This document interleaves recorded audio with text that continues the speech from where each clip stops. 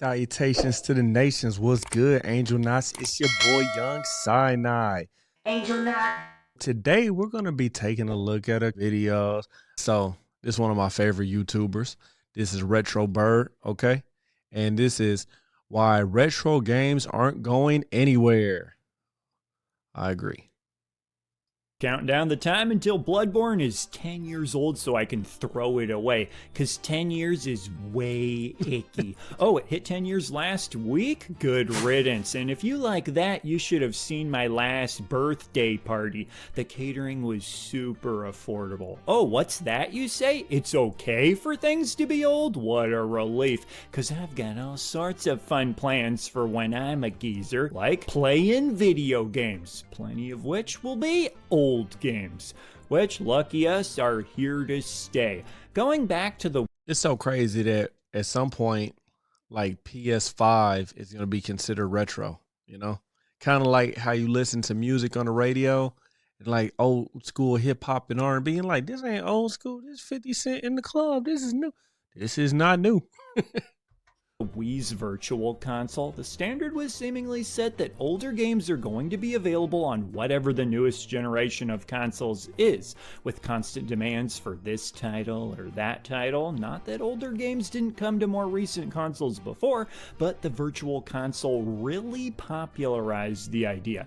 People ask for certain games, and those who don't know what those games are will be tempted to check them out to see what all the fuss is about. Kids, it's called Rocket Knight Adventures. You can thank me later. I'd like to think the groundwork for old games sticking around happened due to a combination of several natural causes.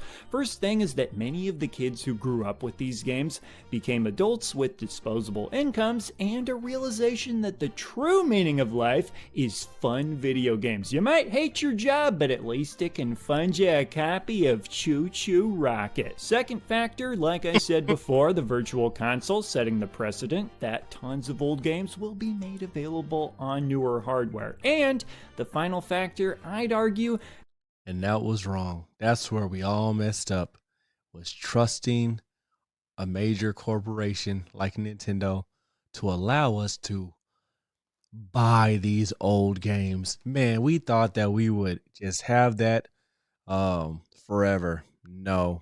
No, no, no, no, no. They don't want you to enjoy these old games because then you won't pay $90 for the new Mario Kart. because the scope of bigger games on consoles was increasing, including budget, size, how long games took to make, there was a natural desire for smaller games to fill in the gaps. Believe it or not, people can't just play Breath of the Wild for 100 What game was that? That game looked dope. I gotta run that back. What game is this? long games took to make, there was a natural desire for smaller games to fill in the gaps. Believe it or not, people can't just play Breath If you know what game that is, let me know in the comments. of the Wild for 100 hours. Oh, they can? Well, not everyone wants to, and even if they do, the desire for smaller, more digestible games is Oh, boom. It says it in the background. Still Assault. That game looks super dope. still there. I can consume a game like Donkey Kong 94 in one bite and poop it out the next day. I go to play a game like FF7 Rebirth and I feel like a bear going into hibernation.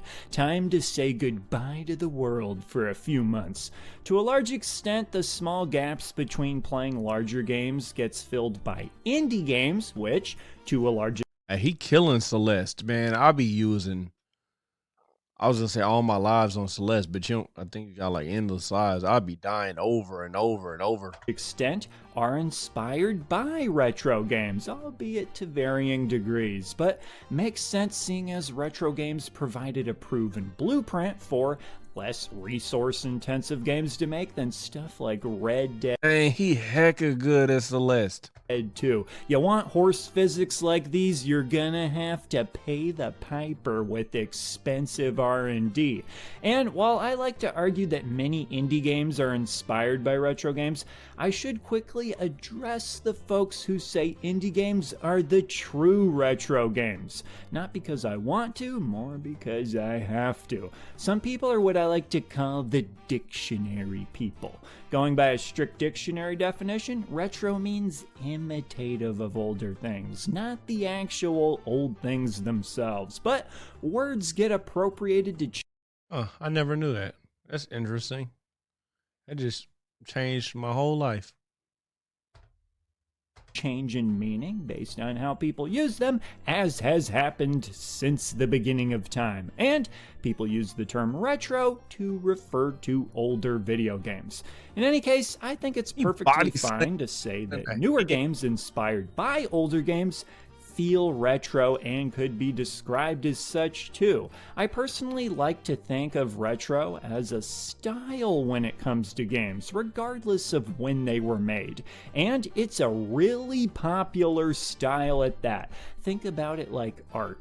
Let's say painting, been around a long time, provides some visuals that are pretty pleasing, much like pixels, has a unique look. Then compare that to something like 3D rendered art.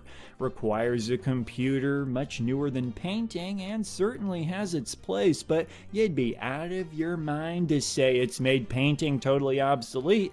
And sure, that's not a one-to-one comparison, but it's just to show that newer things don't always replace older things. Your grandmammy's apple pie recipe knows what I'm talking about. Sometimes people can find it obnoxious to refer to pixel art as pixel art, but there really is a craft to arranging pixels in a way that's People find that offensive?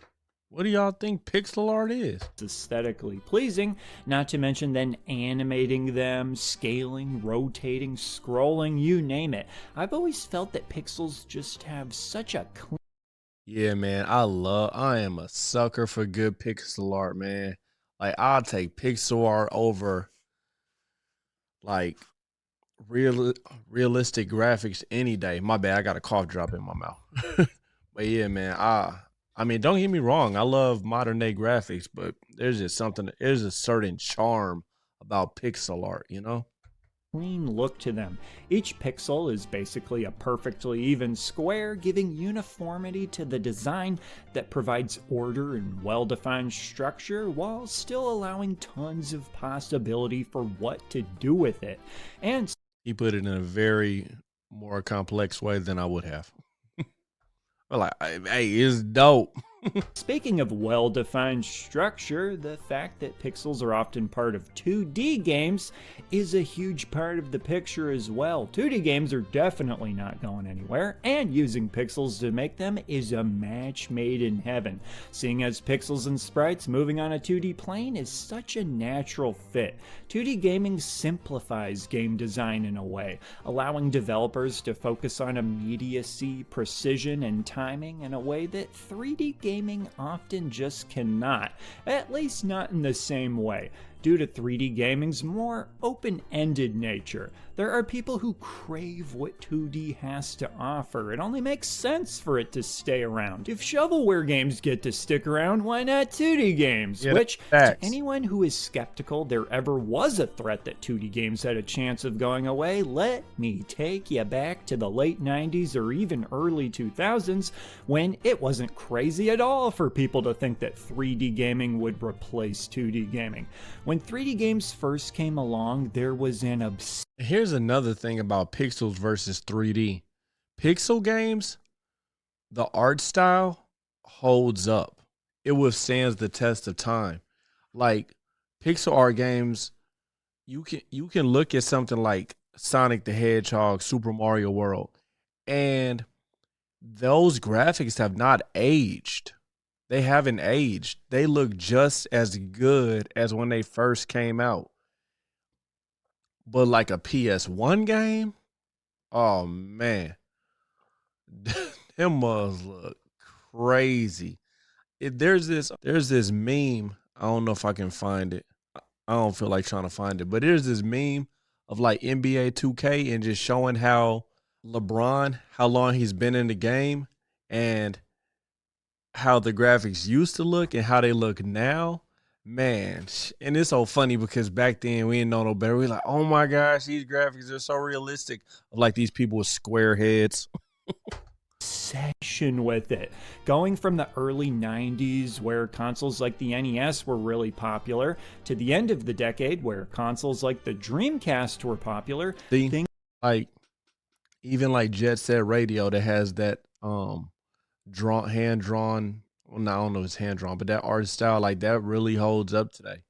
When games don't try to look ultra realistic, they end up holding up better. Things had changed very fast, and older video games weren't considered old and cool like they are now. They were just considered old, kind of like my face. Heck, I've always argued that the NES is considered less outdated now than it was in 1998. Funny how that works, right? With how much the 8-bit visual style has been imitated and referenced in newer indie games, I'd like to believe I'm not the only one who thinks using pixels as a visual style, not strictly a limitation of older technology. But even when it comes to older 3D games, for people who might consider games from the GameCube or PS2 to be retro, the visuals of a lot of these games seem to be acceptable, as I think less people are worried about what games look like these days. In fact, while I was making this video, it was announced that Switch 2 will have GameCube games, and shocker, people are excited about it. Artistic vision seems to matter to gamers more now, as it feels like we can't really get much more. Like Wind Waker, that's another game that's held up because of the art style. I think that Pokemon Legends Arceus, I feel like that game's graphics will hold up over time. You know, everybody was crapping on how bad it looked, including myself when it first came out, but I love the art style now. More photorealistic at this point. Sure, there are some people who still prioritize that, but back in the 90s and even 2000s, let me tell you, we were obsessed with graphics. Each new console generation brought very tangible changes. Things were moving fast. We wanted to see how far graphical fidelity could be pushed. Nowadays, the obsession seems to be more with games simply running well and being fun to play, with room to praise games for visual. we're trying to see if games can run like an actual game. Can it actually run? Like that's a huge accomplishment nowadays. That's how low our standards have gotten. This game, I bought it in the first day. It worked. There were no patches or anything. Like that's how low our bar is now. From more of an artistic vision point of view. In any case, the point I'm getting to is that even older 3D games receive a lot of demand to be re-released on newer hardware. It's got to be the latest hardware too. Wind Waker and Twilight Princess were released for the Wii U, but people want it on the Switch. Pretty tough to play the Wii U versions if you don't have a Wii U, I guess. But the demand for older games being released on newer hardware is relentless. Quick little story for you. I'm a huge fan of shoot 'em ups and a huge fan of Sega Genesis, but don't own the game Steel Empire. And still, there was a modern release just for Steel Empire fans. Maybe your takeaway from that is I should own Steel Empire, but the point is that games being brought back goes to the obscurest depths. That's why I'm such an advocate for emulation, because, he brings up a good point. What happens when we can no longer get this console? You know what I mean? Like the Wii U. Like, what are we going to do? Just not play the game? Heck no. Emulate them up. And yeah, I know part of it is that in many cases, it's easier to release an older game than to make a brand new game, although there's often a big distinction between certain re-releases and remakes. And to a large extent, I agree with the people who would rather just see effort put towards making something that is indeed brand new. But that's not really what I'm arguing for or against in this video. I'm simply stating why retro games aren't going away, especially with the trend of getting these games on handhelds where the screens just keep on getting bigger. They laughed at me for practicing building up my wrist strength, but don't come crying to me when you can't hold your handhelds. That's how the that's how the Switch 2 gonna look. That's why they trying to charge a arm and a leg. So whether it's older games being re-released or remade, or newer games being made with that retro feel, fans of retro are always going to have lots to play.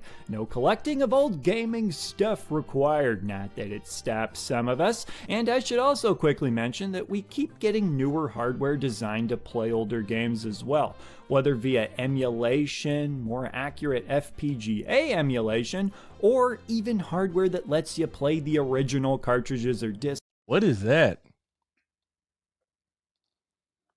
What is that? I'm trying to zoom in. Hold up. What is that?